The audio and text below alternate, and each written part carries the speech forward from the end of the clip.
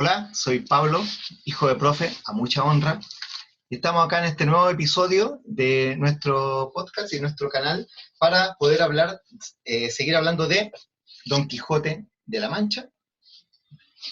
En esta ocasión vamos a ver el capítulo 2 de la primera parte de El Quijote de la Mancha, el ingenioso hidalgo Don Quijote de la Mancha, ¿ya? Donde empiezan a pasar ya varias cosas. En el capítulo 1 vimos cuando Don Quijote se plantea pasar de ser Alonso Quijano a ser Don Quijote de la Mancha, ¿cierto? Ahora bien, él, ¿de dónde le venía todo esto? Le venía de los libros de caballería que había leído, ¿ya? Que relataban historias sucedidas hacía mucho tiempo, ¿ya? Y él quería ser como esos caballeros. Por lo tanto, su referencia era el pasado, ¿ya? Entonces él tenía armas antiguas que eran heredadas de su familia, que seguramente era una familia noble empobrecida, ¿cierto? Y con esas vestiduras de guerrero antiguo decidió salir, ¿ya? Esto es importante tenerlo en cuenta, porque eso quiere decir que desde que él salía, la gente que lo veía fuera de su casa se daba cuenta que él estaba vestido con ropas de otra época, ¿ya? O sea, ya era raro salir así, ¿ya? Pero él en su imaginación no lo veía anormal, porque él consideraba que él era un caballero andante que iba a salir. Ahora, ojo con eso también.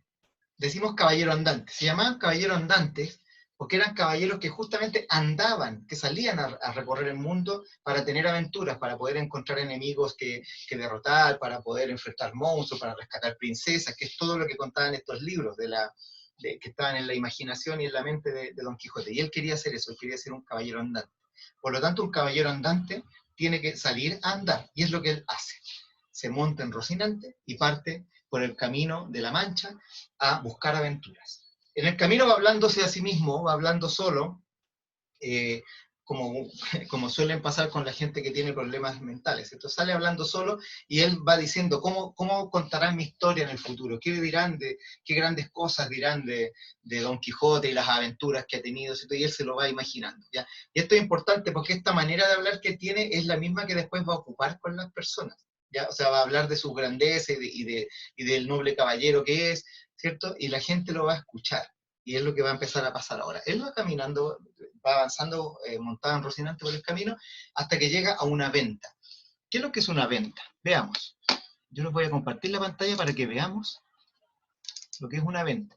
Una venta es una especie de posada. Es un lugar donde la gente puede pasar a la orilla de los caminos para alimentarse, para descansar, para reponerse. Incluso podían hasta quedarse a dormir.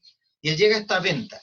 Pero como él ya venía enfocado en vivir un mundo de su imaginación, en su mente él no ve una venta, él ve un castillo. Él se imagina que llega a la venta, que más encima era un lugar bastante humilde, bastante pobre, era para gente pobre y humilde, por lo tanto no habían grandes lujos.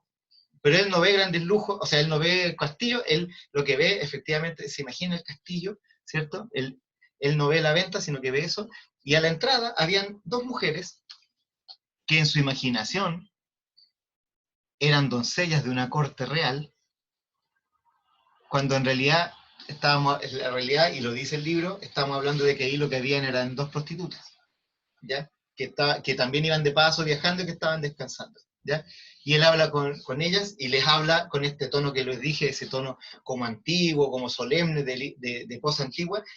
Y bueno, y aquí empieza a pasar una cosa que se va a repetir mucho en el libro. Las personas, en vez de cuestionar a Don Quijote por cómo están hablando, le siguen la corriente, ¿ya? Les llama la atención a esta persona que habla de manera antigua y tan solemne, pero le siguen la corriente, ¿ya?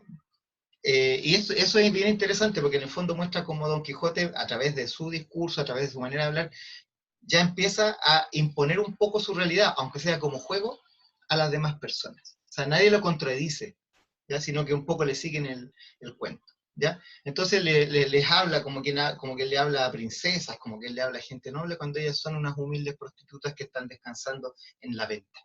Lo mismo pasa con el dueño de la venta, ¿ya? Lo mismo sucede con el dueño de la venta, que a él también Don Quijote habla con él como si fuera también una persona noble y le pide que lo reciba. El dueño de la venta, el ventero, así se llama, El ventero le dice que él no puede recibirlo porque no tiene en ese momento alojamiento disponible, pero que él se puede quedar durmiendo por ahí afuera, debajo de esos aleros, incluso que ahí nosotros vemos que las ventas como esta es una venta como reconstruida, como ahora en esta época la tienen como atracción turística, y así sería más o menos la venta donde llegó.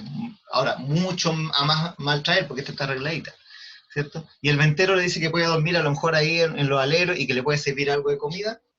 La comida que le ofrece tampoco es de gran categoría, de hecho le ofrece unos pescados ahumados que son, digamos, comida de baja categoría, ¿cierto? Pero que Don Quijote, una vez más, en su imaginación, ve que son grandes banquetes lo que le ofrecen, ¿cierto? Entonces aquí ya vamos viendo cómo este tema de imponer a la realidad su propia visión y su propia imaginación va avanzando. ¿A través de cómo? A través de su discurso, a través de su manera de hablar, ¿cierto? Entonces, así como él mismo se va convenciendo cuando habla solo, va metiendo a la gente en el mismo rollo, ¿cierto? Entonces, eso es bien interesante porque eso muestra el poder del lenguaje, el poder del discurso, el poder de la comunicación oral, como para ir sobrellevando la realidad e incluso creyendo, haciendo creer que la realidad es otra. Y la gente, como les digo, entra un poco en el juego del, no es que se convenzan, pero sí le siguen el juego, ¿ya? Acá tenemos otra imagen de la venta, ¿cierto? Que esta es la parte que corresponde a la caballeriza, donde se dejan los caballos. Entonces podemos imaginarnos que en un lugar así habría estado Rocinante esa noche pasándola, mientras Don Quijote estaba debajo de esos aleros que se ven allá, ¿ya? Entonces, esto es más o menos lo que sucede en el primer capítulo, ¿cierto? O sea, perdón, en el segundo capítulo. En el segundo capítulo de Don Quijote ya sale de su casa, ¿cierto? Y sale a recorrer el mundo, estamos resumiendo, ¿cierto? Y lo primero que se encuentra, llega a una venta que él ve como un castillo, se encuentra con unas prostitutas que él cree que son damas nobles de la corte, habla con el dueño de la venta, con el ventero, que él también lo ve como el señor de ese castillo, y todos, digamos, nadie se muestra contrario a lo que él dice, sino que le siguen todo su relato, ¿ya? Entonces termina este capítulo con Don Quijote pasando la noche afuera, a la intemperie, bajo uno de estos aleros que veíamos ahí de la venta, y con una gran inquietud, que es la siguiente. Lo que pasa es que los caballeros andantes, los del pasado y los de su historia de los libros, para ser caballeros propiamente tales, tenían que ser nombrados por alguien. Tenían que ser armados caballeros, ese era el nombre. Tenían que ser armados caballeros por parte de gente noble, un rey, un príncipe, un duque, ¿ya? Era quien le decía tú vas a ser caballero, y había toda una ceremonia, ¿ya? Y Don Quijote, dentro de toda su imaginación, tiene claro que a él no lo han armado caballero, y él entonces necesita que ser armado caballero. Y esa es la inquietud que tiene cuando termina el segundo capítulo. Él piensa, bueno, a mí no me han armado caballero, tengo nombre y todo, pero nadie me ha armado caballero.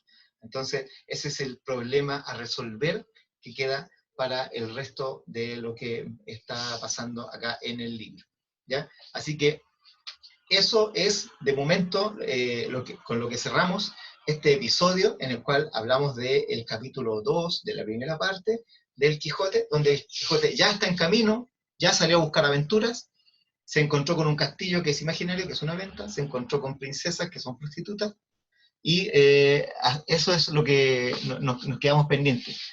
¿Logrará ser armado caballero? ¿Y cómo va a ser armado caballero? Bueno, eso lo vamos a ver más adelante.